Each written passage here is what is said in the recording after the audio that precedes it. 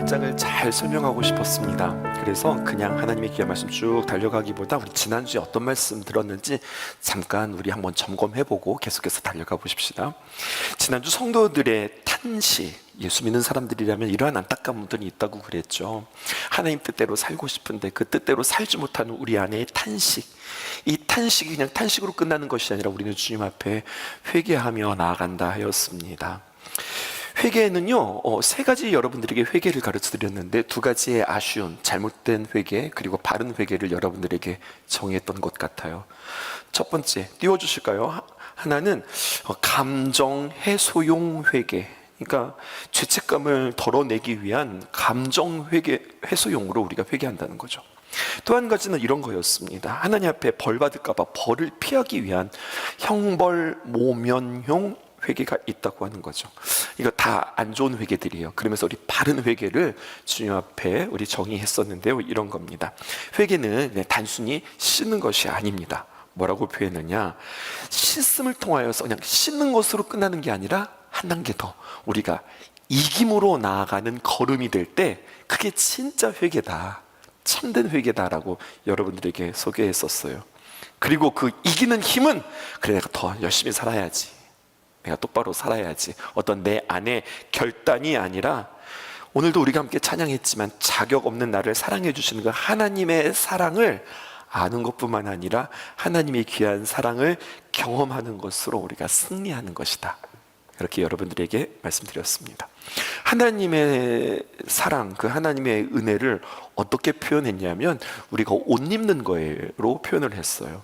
창세기에 가죽옷, 탕자를 위해서 준비하셨던 그 아버지의 제일 좋은 옷, 또 우리 온몸으로 두를 수 있는 에베소서에 등장하는 전신갑주, 그리스도의 옷, 빛의 갑옷, 또 마지막 날 성도들이 입게 되어질 세마포의 옷에 이르기까지 이 모든 옷들은 우리가 한결같이 우리의 노력으로 얻는 것이 아니라 하나님께서 직접 손수 입혀주시는 옷, 그래서 이것들을 입음으로 말미암아 내가 이기는 것이 아니라 하나님의 귀한 은혜로 이기게 되어지는 영적 전쟁의 승리의 원리도 여러분들에게 말씀드렸어요. 그리고 로마서 8장을 만나면서 이제 그리스도 예수 안에 있는 자에게는 결코 정죄함이 없나니, 어떻게 정죄함이 없을 수 있는가? 로마서 8장 1절에서 2절에 있는 말씀 우리 함께 읽어보실게요. 시작. 그리스도 예수 안에 있는 자에게는 결코 정죄함이 없나니 이는 생명의 성령의 법이 죄와 사망의 법에서 너를 해방하였습니다. 결코 정죄함이 없다. 이것을 여러분들에게 어떻게 이야기했냐면 내 안에 정말 아무런 죄가 없다, 순수하고 깨끗하다, 이렇게 여러분들에게 소개한 것이 아니라 하나의 전쟁 이야기를 여러분들에게 들렸죠. 진멸 직전에 몰린 부대가 갑자기 아군의 전투기와 탱크가 도착하는 순간 움츠려들고 두려워했던 병사들이, 자포자기하고 널브러져 있었던 병사들이 생각을 바꿉니다. 어떻게 바꾸느냐, 하나 둘 몸을 일으키면서 다시 한번 그들이 전진하죠. 어떤 변화가 일어나느냐, 생각이 달라지는 거예요. 아이, 졌다, 어쩔 수 없다, 그냥 우리가 이렇게 살자, 이런 것이 아니라 생각이 달라지는 거예요. 이길 수 있겠구나, 우리 할 수 있겠구나, 저 고지를 탈환할 수 있겠구나, 우리 안에 생각이 달라진다는 거예요.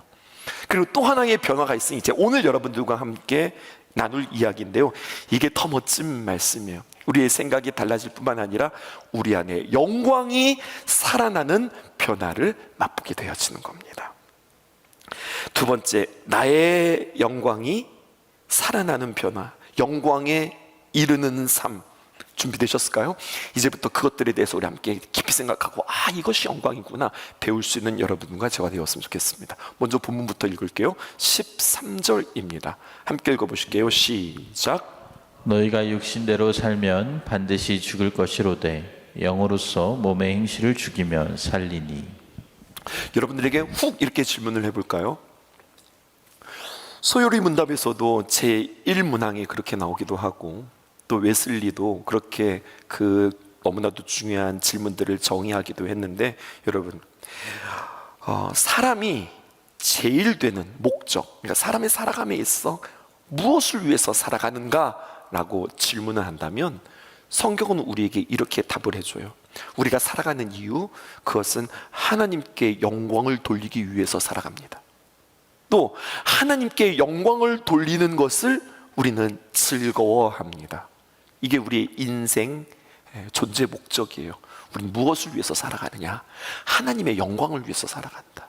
그리고 하나님께 영광 돌리는 것이 우리에게는 참 기쁘다. 그것이 참 기쁨이다. 이것을 고백하면서 살아가는 거거든요. 이것에 대해서 설명하기 위해서 여러 가지 많은 성경 구절이 있는데 시간이 없어서 그것들을 여러분들에게 다 제시할 수는 없지만, 우리가 주님께 영광 돌려드리는 삶을 살아갑니다.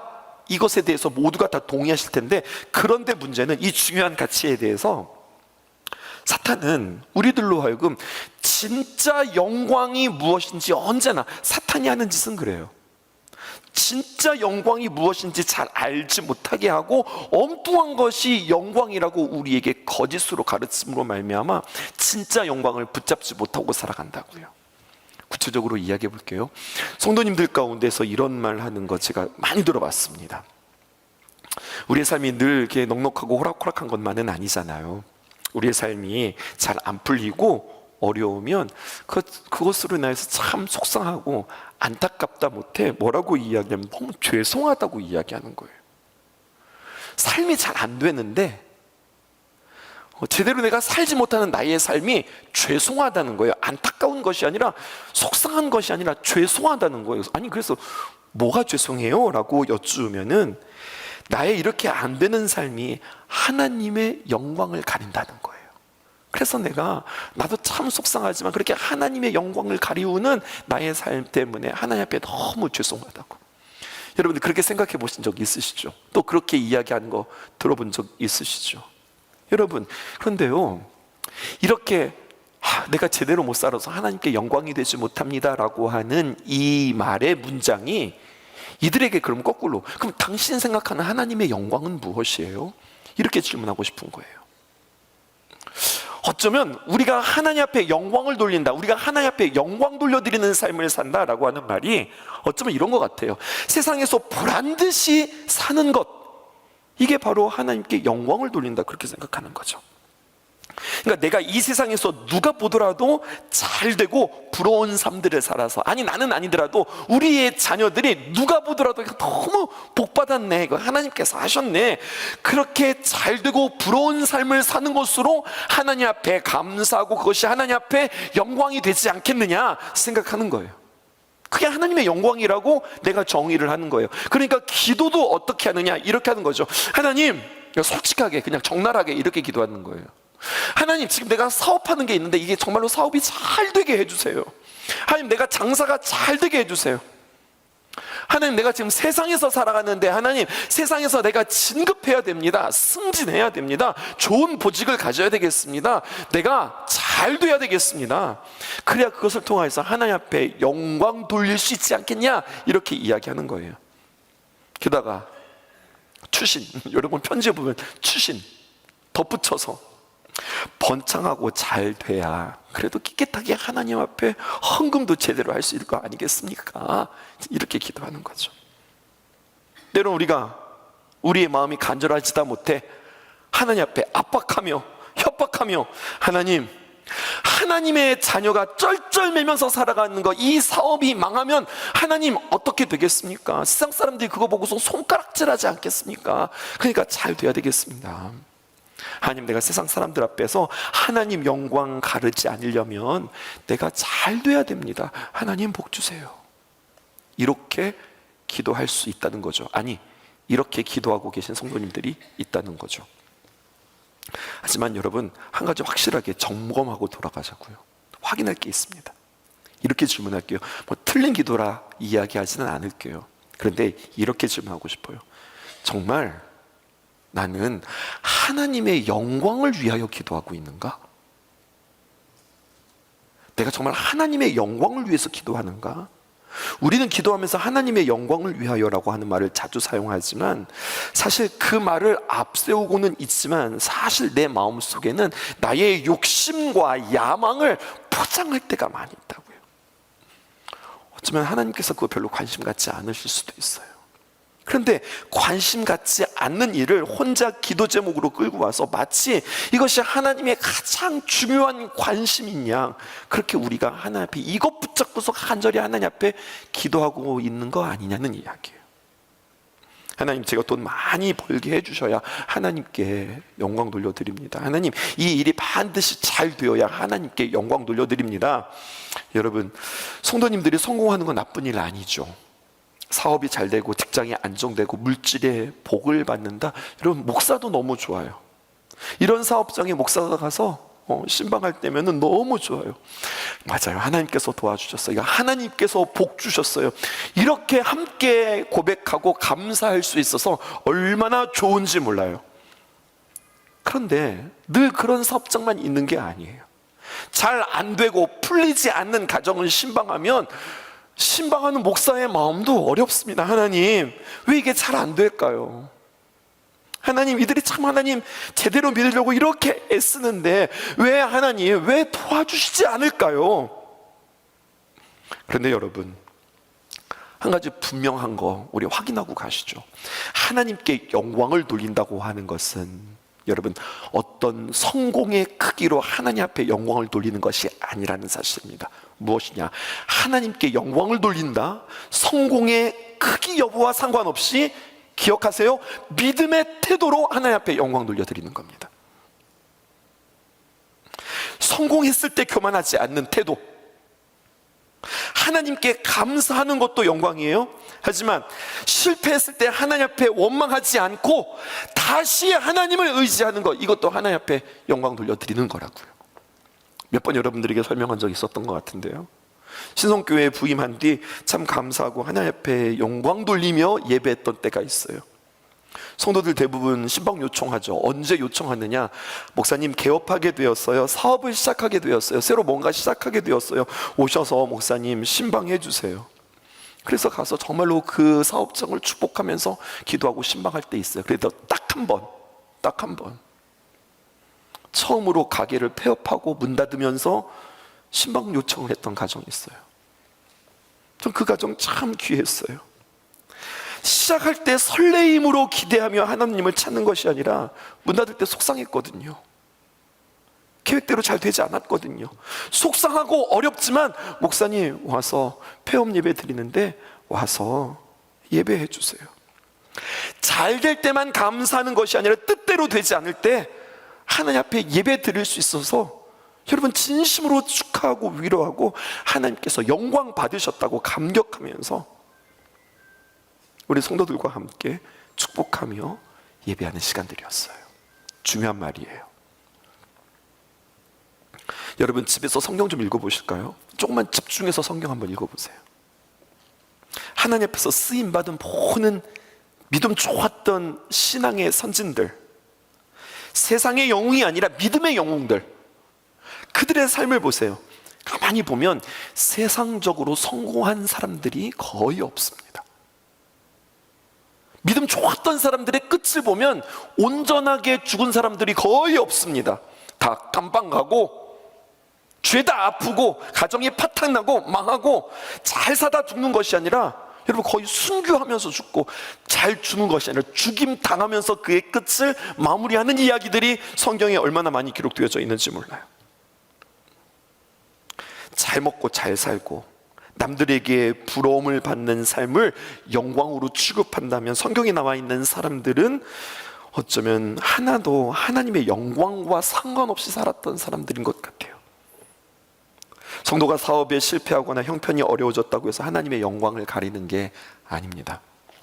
이것만을 꼭 기억하셨으면 좋겠어요. 우리의 세상의 성공과 실패는 하나님의 영광과 직접 연결된 문제가 아니다. 넉넉할 때가 있고 어려울 때가 있고, 그때 믿음의 태도를 보세요. 사도 바울의 고백을 보실까요? 빌립보서 4장 12절, 나는 비천에 처할 줄도 알고 풍부에 처할 줄도 알아. 모든 일 곧 배부름과 배고픔과 풍부와 궁핍에도 처할 줄을 아는, 그런 모든 것에도 처할 줄을 아는 그 일체의 비결을 어떻게 되는 거예요? 배웠다는 거예요. 여러분, 배웠다고 하는 이야기는 다른 말로 표현하면 훈련해서 반복해서 그것들이 나에게 체득되었다는 이야기예요. 처음부터 그렇게 됐다는 건 아닙니다. 바울이 풍족할 때도 있었어요. 궁핍할 때도 있었어요. 복음을 전하다가 여러분 많은 사람들에게 격려받기도 하고 또 많은 사람들에게 쫓기기도 하고 돌에 맞고 감옥에 갇히기도 하고 쇠사슬에 매이기도 하고 대접받기도 하고. 그런데 바울의 인생은 실패한 인생 아니었어요. 예수님을 믿고 난 다음에 이 인생 전체가 정말로 하나님 앞에 영광스럽게 되었는데, 그 이유는 무엇이냐면 고난 속에서도 그가 하나님을 찬송하는 것을 잊지 않았어요.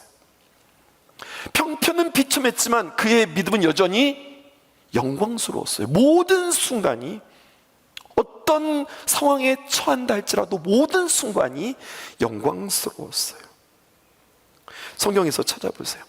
하나님께서 기뻐했던 순간이 있습니다. 하나님께서 칭찬하셨던 때가 있습니다. 언제예요? 하나님께서 와, 너 믿음 참 좋구나, 하나님께서 기뻐하시고 칭찬했던 때, 어떤 위대한 일들을 했던 때가 아니에요. 평범한 하루하루를 믿음으로 살아가던 바로 그 순간이었어요. 아무도 보지 않을 때에 하나님 두려워하면서 정직하게 선택했던 거, 손해를 보더라도 하나님의 말씀에 순종하는 거, 실패의 자리에서 정말 낙심해서 막 다 귀찮음에도 불구하고 하나님 앞에 예배를 포기하지 않는 것, 여러분 이것이 하나님 앞에 영광 돌려드리는 삶이에요. 좀 더 구체적으로 이야기해 볼까요? 오늘 아침에 우리 교역자들과 회의하면서 제가 한 가지 부끄러운 고백 한 가지 했어요. 주보에 보면 매일 성경 읽기 진도가 나오잖아요. 항상 제가 어떻게 해요? 이번 주 토요일까지 읽으시면 이번 주 이제 이사야 마치고 예레미야 들어가시면 올 한해 성경 통독 다 하십니다. 열심히 읽자고 그렇게 이야기해요. 늘 읽자고 광고하지만 솔직히 말하면 저는 지금 진도가 지금 한참 뒤떨어져 있어요. 새벽기도 열심히 하고 분명 맑은 마음으로 이렇게 다짐하는 마음으로 여러분 소파에 앉아서, 목양실의 소파에 앉아서 이게 성경책을 읽는데, 분명히 똑바로 앉아서 성경을 읽었는데 눈을 뜨고 나면은 무슨 빨래 널려 있듯이 소파에 이렇게 그냥 널브러져 있어서 맨날 진도가 안 나가요. 진도가. 정직한 게 뭘까 생각했어요. 성도님들, 여러분들 올 한해 성경 통독하십시다. 물론 설교 준비할 때는 성경 읽죠. 근데 그거 말고 여러분 올 한해 우리 성경 통독하십시다 라고 이야기하는데, 정작 성도들한테는 그렇게 하자고 해놓고서 제가 그 진도를 못 따라가고 있어요. 그래서 오늘 목사님들한테 제가 솔직하게 저의 연약함을 이야기했어요. 그래서 목사님, 제가 이렇습니다. 이렇습니다. 오늘 로마서 8장 13절에 보면은요, 이렇게 기록되어 있어요. 너희가 육신대로 살면 반드시 죽을 것이로되 영으로서 몸의 행실을 죽이면 살리니. 여기서 죽는다 산다라고 하는 것은 내 호흡이 끊어져서 죽는다, 아니면 내가 부활하고 살았다, 이런 뜻이 아니에요. 진짜 사는 인생이 있고 진짜 죽는 인생이 있어요. 죽은 것 같은데 진짜 생명 있는 삶이 있고, 살아있으나 죽은 것 같은 그런 인생이 있다고요. 근데 이 말씀은 어떤 말씀이냐, 스스로 고행을 자처하면서 육체를 쳐서 하나님의 뜻에 내 육체를 굴복시키는 어떤 금욕의 삶을 살아라, 이런 말이 아닙니다. 영으로서 몸의 행실을 죽이는 일상의 삶 속에서 하나님의 칭찬과 하나님의 인정과 하나님의 기쁨이 있거든요. 그런데 그 하나님의 기쁨을 위하여서 몸의 행실을 죽이는 거, 여러분 이거보다 더 중요한 거 보면 다시 한번 띄워주실까요? 이런 표현이 있어요. 너희가 육신대로 살면 반드시 죽을 것이로되 몸의 행실을 죽이면 살리니 라고 하는 표현 말고, 사실은 어디다가 동그라미를 치셔야 되면 영으로서 몸의 행실을 죽이면 산다는 거예요. 그러니까 죽냐 살리냐, 막 내가 애써서 이것들을 내가 절제하냐, 금욕의 삶을 사냐, 이거보다 더 중요한 건 어떻게 하는 것이 영으로서 하는 거냐, 이걸 여러분들에게 설명하고 싶었어요. 고난 가운데 다 포기하고 싶고, 뭐 믿음이고 뭐 기도고 예배고 다 하기 싫고 잘 안 될 것 같은 그 무력과 고난의 한복판에서 영으로, 내 결단이 아니라, 정신 차리는 게 아니라 영으로 그 불신앙의 육신의 모든 행실을 죽일 때, 무엇으로? 영으로. 그때 내가 하나님 앞에 그 모든 육신의 행실을 죽일 때에 하나님께 영광 받으시는데, 그 육체의 모든 행실을 죽이는 그 영으로서의 그 원동력이 뭐냐는 거예요. 오늘 이거 여러분들에게 가르쳐 드리면 오늘 말씀이 끝나요. 어떻게 또 쉽게 설명할 수 있을까 생각하다가 1998년 교육전도사로 훈련받고, 그러니까 제가 첫 목회를 했던, 목회는 아니죠, 신학생으로서 훈련받았던, 교회 실습을 했던 그 시절이 떠올랐습니다. 1998년이니까 제가 15사단 그렇게 제대하고 처음으로 이제 본교회를 떠나, 본교회라고 이야기했지만 더 정확하게 말하면 아버지 교회죠. 아버지가 함께 심무하셨던, 그렇게 사랑받았던 교회를 떠나서 청주에 있는 에덴 교회로 교육전도사로 처음 섬기게 되었습니다. 그때는 교회가 그래도 꽤 규모가 있는 교회였어요. 그리고 사역자들도 많이 있었어요. 근데 그런 교회에 처음 이제 학생의 전도사로, 교육 전도사로 제가 그 교회를 섬기고 학생들을 섬기게 되었는데, 그때 교회에 담임 목사님을 뵀는데 그 담임 목사님이 얼마나 커 보이고 또 높아 보이고 그 담임 목사님이 얼마나 무서웠던지. 저희들은 그 숙소가 어디였냐면 교회에 긴 종탑이 있었는데요, 그 종탑의 칸칸마다 그 전도사님들이 사는 방들이 있었습니다.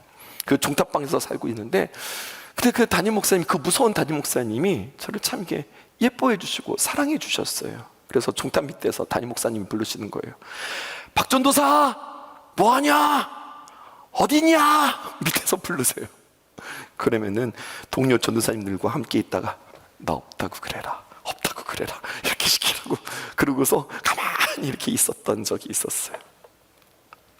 또 목사님, 담임 목사님 뜨셨다, 담임 목사님 뜨셨다, 이렇게 이야기하면요, 목사님 저쪽에서 오시면 우리는 저쪽으로 돌아가고 막 그렇게 했었던 것 같아요.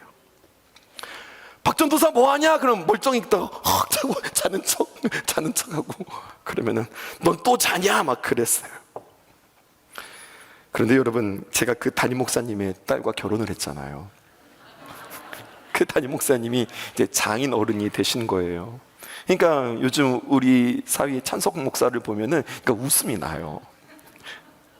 근데 그 어른이 이제 그렇게 정말로 큰 산이셨던, 거산이셨던 우리 장인 어른이 이제 벌써 80이 되셨어요. 점점 몸이 약해지시고 시력이 한쪽이 없으세요. 그런데도 그 의지력을 가지고 그렇게 한평생 살아오신 거예요.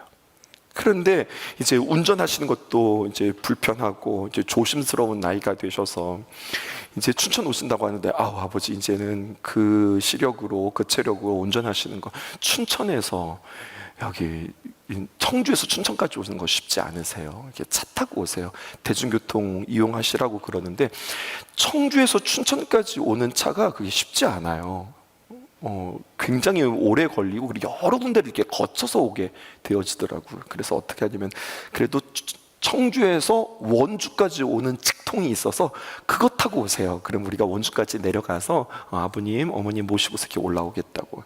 그렇게 해서 원주 터미널로 만나게 되었는데, 오래간만에 아내랑 같이 시간 맞춰서 원주 터미널로 가서 이제 부모님을 기다리는데, 늘 우리는 이제 차만 타고 다니다가 이렇게 시외버스 터미널에서 부모님 오신다 해서 그 대합실에서 이렇게 부모님을 기다리는 또 그 감성이 있더라고요.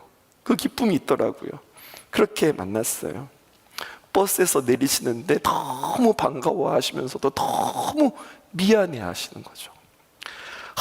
뭘 그렇게 바쁜데 여기까지 와가지고 우리가 너희들을 귀찮게 한다고 너무 좋아하시면서 너무 미안해 하시는 그 모습에 여러 가지 많은 애잔함도 있고 여러 가지 많은 감정들이 이렇게 막 왔다 갔다 해요.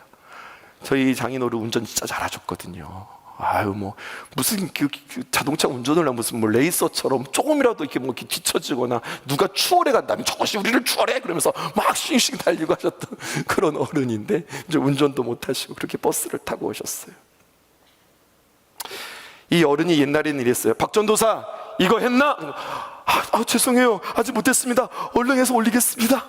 그렇게 했는데, 요즘에는 이렇게 하세요. 아버지 그거 하셨어요? 아버지 그거 하셨어요?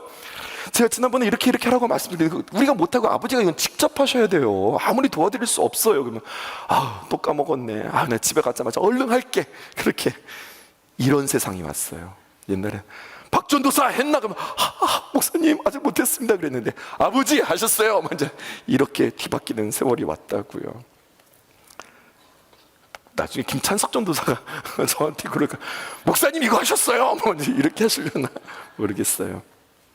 이번에는 만나서 뭐를 해드렸냐면 핸드폰에 그 인공지능과 대화할 수 있는 챗GPT랑 이렇게 대화할 수 있는 그것들을 깔아드렸어요. 그 말씀 한번 해보시라고, 요게 뭐 시키는 대로 다 가르쳐주고 친절하게 대답해주니까 이거 챗GPT하고 한번 대화해보시라고 그랬더니 참 이걸 어떻게 해야 되나, 갑자기 뭐라고 말해야 되나 잘 모르겠네. 그러더니 아이고 만나서 반갑습니다 그렇게 인사를 하는 거예요.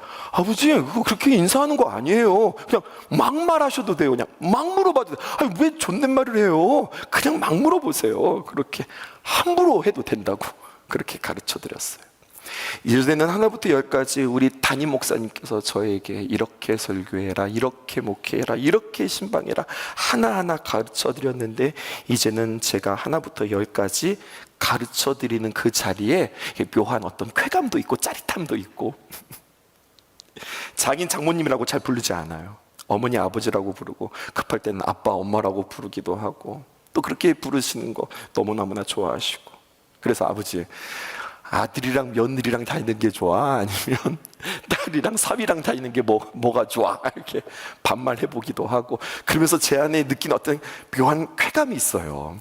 전에는 정말 그 청청시야에서 그렇게 제가 고개 숙이면서 뭐라고 쳐다보지도 못했던 그 장인 어른에게 편하고 친근하고, 때로는 존댓말도 하고, 또 친하다는 의미죠. 때로는 반말도 하면서 그렇게 친하게 지내려고. 그래서 아버지는 우리 박 목사는 사위 같지 않고 아들 같다고 하면서 좋아하세요. 그러면서 오늘 말씀이 하나하나 풀리기 시작했어요. 그게 바로 뭐냐면 우리 하나님, 우리 아버지 하나님을 생각했어요. 하나님 앞에 올려드리는 영광이 무엇인가, 하나님이 기뻐하시는 영광이 무엇인가, 그 이야기가 그대로 성경에 기록되어져 있어요. 제가 했던 이야기를 기억하면서 오늘 말씀 보세요. 8장 14절에서 15절. 무릇 하나님의 영으로 인도함을 받는 사람은 곧 아버지 하나님의 아들이라. 15절 시작. 종의 영을 받지 아니하고 양자의 영을 받았으므로 우리가 아빠 아버지라고 부르짖느니라. 오늘 본문에 보니까 14절과 15절에 두 개의 영이 나와요. 하나는 무서워하는 종의 영이고 또 하나는 양자의 영이에요. 이 두 영이 다 우리 안에 있는 거예요. 여러분, 종의 무서워하는 영은 무엇일까요? 종도 주인집에서 살기는 삽니다. 그런데 종에게는 그 집이 내 집이 아니에요. 빌부터 사는 거예요. 언제 쫓겨날지 못해요. 어떻게 잘못하면 여러분 쫓겨납니다. 그러니까 종은 늘 주인의 눈치를 보는 거예요. 종이 열심히 일을 해요. 열심히 일하는 이유가 있습니다. 주인을 사랑해서가 아닙니다. 맞지 않으려고, 혼나지 않으려고, 쫓겨나지 않으려고. 그러니까 종의 마음에는 항상 무엇이 깔려 있느냐? 두려운 마음이 깔려 있는 거예요. 이게 무서워하는 종의 영입니다. 신앙생활 하시는 분들에게도 이런 영으로 신앙생활 하시는 분들 많아요. 예배 안 드리면 벌 받을까봐, 헌금 안 드리면 손해볼까봐, 기도 안 하면 하나님 앞에 혼날까봐, 그래서 무릎을 꿇는 거예요. 이런 신앙생활이라 할 수 있지만 여러분, 이것은 얼마나 짓눌리는 신앙인지 몰라요. 힘들어요. 오래가지 못해요. 잘하지 못해요. 자유하지 못해요. 그런데 또 하나의 영을 성경이 우리에게 이야기해요. 사실 이게 중요한 영이죠. 무슨 영이냐? 양자의 영. 양자는 달라요. 양자라고 하니까 조금 격이 다른 것 같지만 여러분, 다른 말로 표현하면 결론은 아들이라는 이야기예요. 아들에게 그 집은 남의 집이 아니라 내 집입니다. 쫓겨날 걱정을 하지 않습니다. 아들이 아버지 마음에 들게 하려고 애쓰는 이유가 무엇일까요? 맞지 않으려고? 아니요, 그런 게 아니에요. 아버지를 기쁘게 하려고 하는 그 이유, 아버지를 사랑하기 때문에 그래요. 아버지가 기뻐하시는 그 얼굴을 보고 싶어서 그래요. 여러분, 그 두 마음, 양자의 영과 두려워하는 종의 마음, 그 영을 한번 딱 두 개를 같이 놔볼까요? 종은 무서워해서 하는 거예요. 아들은 사랑해서 하는 거예요. 종은 벌을 피하려고 하는 거예요. 이 아들은 아버지를 기쁘게 해드리려고 하는 거예요. 종은 억지로 하는 거예요. 아들은 자기 속에서 우러나서 하는 거예요. 종은 늘 쫓겨날까 불안해요. 아들은 그런 걱정 안 해요. 문제가 있으면 언제든지 아빠라고 불러요. 똑같은 일을 해도 완전히 달라요. 그리고 하나님께서는 그 마음을 보시는 거예요. 하나님이 우리한테 그렇게 말씀하세요. 뭐라고 말씀하시냐? 나 아버지라고도 부르지 마. 아버지라고도 부르지 마. 거리감 느낀다.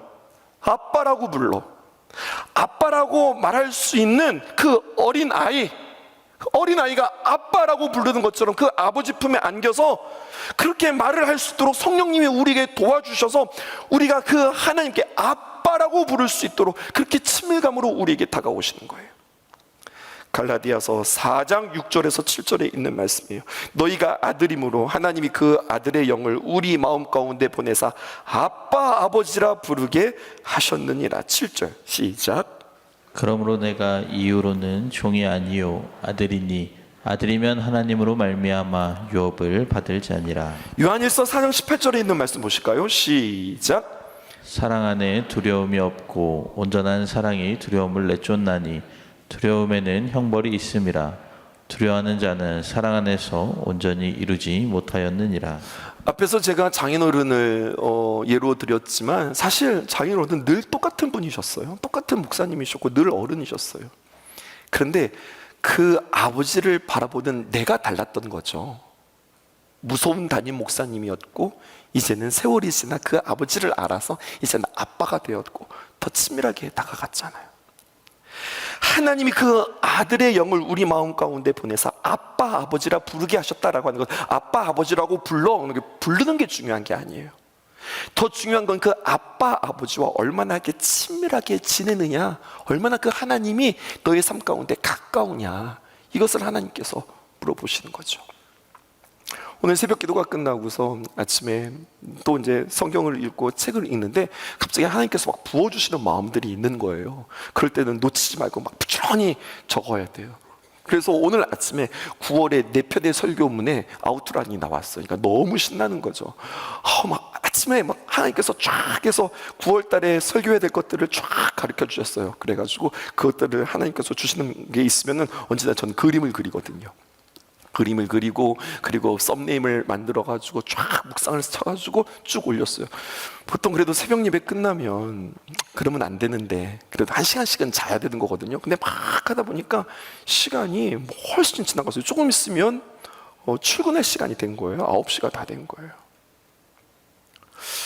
그런데 하나님 앞에 이러면 안 되는데 그렇게 했던 것 같아요. 하나님, 근데 어떻게 된 거야? 시간이 이렇게 됐는데 잠깐만 잘게요. 나 10분만 잘게요. 근데 이제 너무 귀찮은 거잖아요. 그러니까 알람이고 뭐 그냥 하나님 나 딱 10분만 잘게요. 10분 만에 꼭 깨워주세요. 뭐 하나님 앞에 맡기를 시키는 거죠. 그리고 잤잖아요. 그리고서 빨리 출근해야지 하고서 딱 눈 붙이고 딱 눈을 떴는데 여러분 진짜 딱 10분 놀라지도 않으시죠? 저는 하나님이 딱 10분 재우시고 저를 깨웠다 이게 아니라 이렇게 이야기할 수 있는 하나님과의 친밀함. 어떻게 하나님 앞에 그럴 수 있어? 물론 그렇게 하면 안 되지만 그래도 때로는 아빠 아버지처럼 아빠 하나님처럼 하나님 어떻게 하다 보니까 오늘 이렇게 너무 늦었어요. 너무 피곤해. 귀찮아. 알람 맞춰놓으면 일어나죠. 근데 귀찮아요. 하나님 10분만 딱 자고 개운하게 일어나게 해주세요. 정말 10분 딱 자고 그러면서도 사람의 마음이라는 게 이게 하나님이 깨워주셨나? 아니면 그냥 일어났나? 라고 하는 마음도 또 생기는 거예요.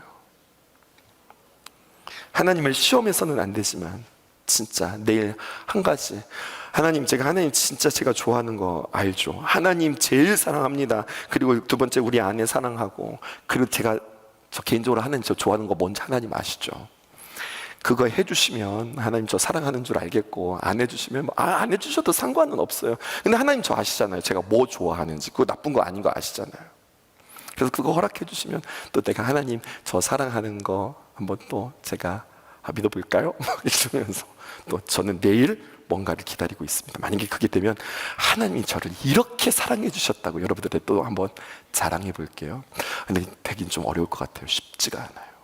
쉽지가 않은데 이게 된다고? 최선을 다할 거예요. 그걸 하기 위해서 제가 최선을 다할 겁니다. 이게 된다고? 하나님이 저 사랑하시는 거 전 다시 한번 또 믿어보려고요. 그렇게 이야기하는 거죠. 여러분 장난하는 것은 아니지만 또 하나님을 함부로 막 이렇게 하나님 하는 건 아니지만 이런 의미에서 하나님과 내가 정말로 친밀한가 가까운가 참 좋은 일들 참 감사한 일들, 참 좋은 일들 가운데 하나님 앞에 감사하고, 참 힘들고 어려운 일들 가운데 하나님 앞에 의지하기도 하지만, 우리의 일상에서 평범함 속에서 내가 하나님을 의지하고 하나님이 하나님 되심을, 그리고 그 하나님이 그렇게 나에게 가까워서 하나님 이거 해주셨어, 하나님 이렇게 나에게 해주신다니까, 이렇게 내가 하나님 앞에 뭔가를 시킴으로 내가 얻는 것이 아니라, 이것을 통해서 하나님이 나를 이렇게 사랑하시는데 내가 어떻게 그렇게 살 수 있어? 라고 나의 삶이 다시 한번 변화되어지는 것. 그러니까 질문하는 겁니다. 무엇이 우리를 움직입니까? 하나님의 영광을 위해서 살아가는 힘이 어디에서 비롯되는 겁니까? 무서우니까, 두려우니까, 그거 아니면 하나님 앞에 혼나, 그래서 하는 것이 아니라 어디서 나온다? 하나님을 사랑하는 사랑에서 나온다. 내가 아빠라고 부르는 그 하나님, 10분 만에 깨워주시는 그 하나님께서, 더 나아가 나를 위해서 자기의 아들까지도 내어주시는 그 사랑의 하나님, 내가 정말 그분을 사랑하기 때문에 또 그렇게 살고 싶은 마음이 속에서 올라올 때에, 혹시 내가 잘못하면 매를 맞을까봐 그래서 내가 두려워서 하는 게 아니라, 내가 정말 하나님을 사랑하고 내가 정말로 주님을 기뻐하는 마음으로 그 일들을 행할 때, 그게 되든 되지 않든 하나님이 그것으로 인하여서 너무 기뻐하신다는 이야기입니다. 하나님이 그것으로 인하여서 영광 받으신다는 겁니다. 사랑하기 때문에, 그 주님이 너무나도 좋아서 자원해서 하는 마음이에요. 억지로 하는 게 아니에요. 영광을 향해 가는 그 길 자체가 나에게 기쁨이 되기 때문에 그래요. 이것이 하나님의 영광을 위해서 살아가는 사람의 참된 동기를 알 수 있겠어요. 그리고 여러분들에게 오늘 도전하고 싶어요. 마지막으로, 여러분 그래서 어떤 마음으로 신앙생활 하세요? 여러분들에게 하나님은 어떤 하나님이세요? 하나님이 여러분들을 얼마나 사랑하시는지 여러분들 경험하실 수 있었으면 좋겠어요. 여러분들은 아들의 마음이에요, 종의 마음이에요? 아들의 마음을 깨닫고, 여러분 그 마음들이 여러분들 바뀌기를 원하고, 그 아들의 마음으로 그 하나님 앞에 친밀함으로 나아가 영으로, 아이고 내가 이러면 하나님 앞에 벌받지 않으려고 내가 이렇게 똑바로 살아야지, 이런 거 아니라, 이게 하나님께서 기뻐하시는 일인데 내가 어떻게 하면 더 하나님을 더 사랑하고 내가 하나님을 더 기뻐하게 할 수 있을까라고 하는 마음으로 내가 주님 앞에 예배하고, 내가 주님 앞에 기도하고, 내가 내 스스로를 깨우고, 육신은 계속해서 자라, 하지 마라, 뭐 늘어져라, 뭐 즐겨라, 뭐 우리에게 여러 가지 많은 유혹들이 있지만, 안 돼, 그거 하면 하나님 앞에 혼나, 그거 하면 내가 벌 받아, 그렇게 하면 내가 병 생겨, 그렇게 하면 우리 자식들이 어떻게 될지도 몰라, 막 그런 게 아니라, 육신의 그러한 소욕들이 우리 안에 있어요. 나 그렇게 하지 않지. 왜?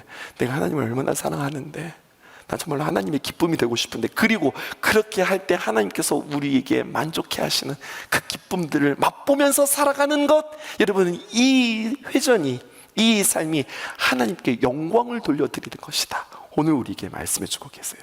그러니 오늘 두 가지 작업을 해볼까요? 내가 하나님 앞에 영광을 돌린다는 게 내가 착각했구나. 어떤 인생의 성공을 하나님 앞에 영광 돌린다고 생각했구나. 그게 아니구나. 하나님 앞에 영광 돌린다는 것은 무엇인가? 내가 하나님을 사랑하는 마음으로, 하나님과 친밀한 마음으로 육신을 이기는 것. 그게 중요한 거예요. 마귀가 막 우리에게 공격해 올 때, 이 마귀야 싸우자, 예수의 이름으로 물러갈지어다 막 하면서 소화를 치면서 고함 치면서 물리치는 게 아니라, 그렇게 싸우는 거 아니에요. 나중에 영적 전쟁은 여러분들과 함께 나누겠지만, 영적 전쟁은 그렇게 대적하면서 싸우는 게 아니에요. 그리고 대적한다 할지라도 그 대적은 부릅들고 이 못된 것아 떠나가라, 이것이 아니라 내가 하나님을 사랑하는 마음으로 영으로서 싸워 이기는 거지, 그렇게 악쓰면서 싸우는 게 아니라고 우리에게 이야기해 주는 거죠. 어때요? 다시 한번 주님과의 관계들을 새롭게 해보시지 않겠습니까? 때로는 하나님 앞에 또 칭얼대어 보시기도 않겠습니까? 때로는 하나님 앞에 이런 것도 하나님 앞에 부탁해볼까? 그래 보시지 않으시겠습니까? 때로는 낙심 속에서도 하나님 앞에 일어나 보시지 않겠습니까?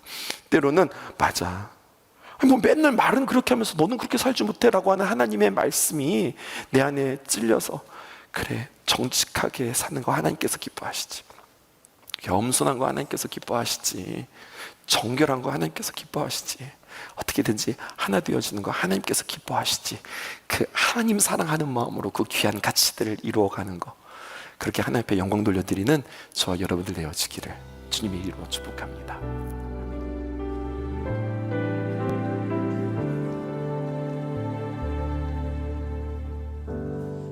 마음속에 어려움이 있을 때 마음속에 어려움이 있을 때 마음속에 어려움이 있을 때 주님 내게 먼저 오사 내 맘을 만지고 주님 앞에 나올 수 없을 때 주님 앞에 나올 수 없을 때 주님 앞에 나올 수 없을 때 주님 나 먼저 안으시네.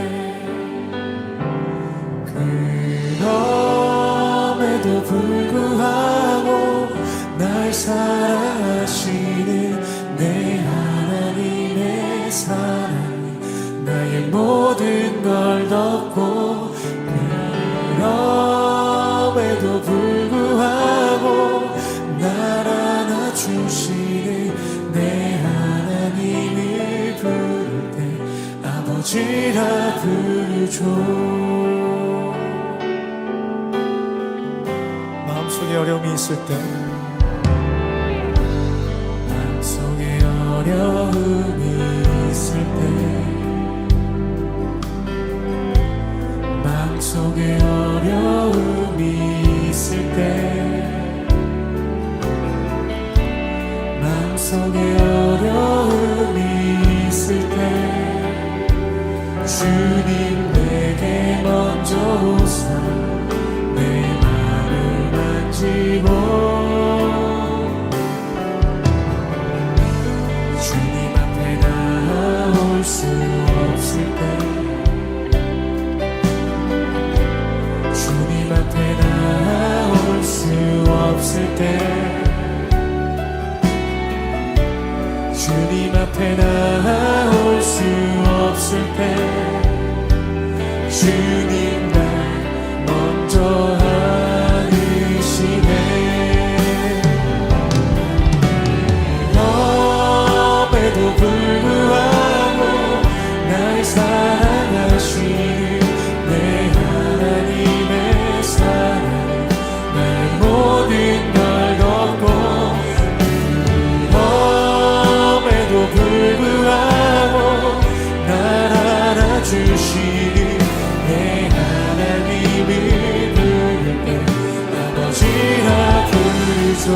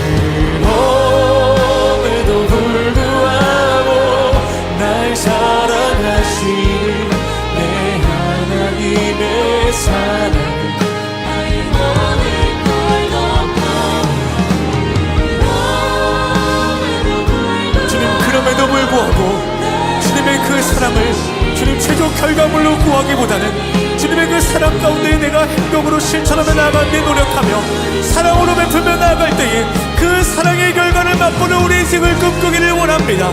마음속에 어려움이 있다고 할지라도 주님 앞에 나아갈 수 없는 상황 가운데 있다고 할지라도 그럼에도 불구하고 날 안아주시는 주님의 놀랍고 위대한 그 사랑 마음껏 누리는 우리 삶이 될 수 있도록 인도하여 주시옵소서. 이 시간 나가시 주님의 이름 부르시며 간절히 기도하며 나아갑시다.